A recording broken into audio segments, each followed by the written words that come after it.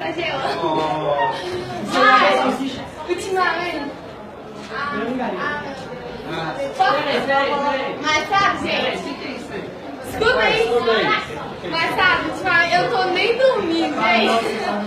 Eu tenho que fazer um negócio. Eu tenho que orar por vocês. Eu quero fazer uma oração por vocês, tá? Só que antes eu queria falar um negócio, peraí. É negócio de vergonha, sabe? É uma coisa que eu tava pensando.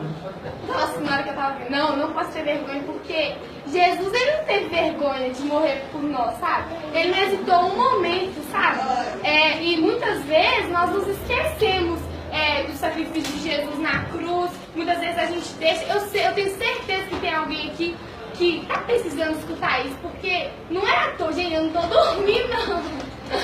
Mas muitas vezes a gente despreza a cruz de Jesus, sabe? Só que ela é tudo que a gente tem, tudo. Quando a sua mãe te deixar, quando a sua família te esquecer, você não tiver mais amigos, a única coisa que vai restar é Jesus. E eu queria que todo mundo se colocasse bem rapidinho a oração.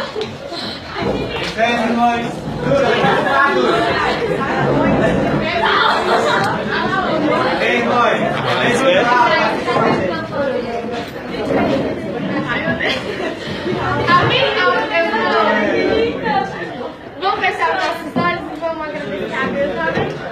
Jesus, nós te agradecemos, Deus, por mais uma oportunidade. Nós te agradecemos, Jesus, pelas suas misericórdias, Jesus, porque nós não somos dignos de nada, mas a sua misericórdia todos os dias nos alcança, Jesus, e faz com que nós sejamos merecedores da sua graça, Pai. Nós te agradecemos, Jesus, porque o Senhor é bom, Pai.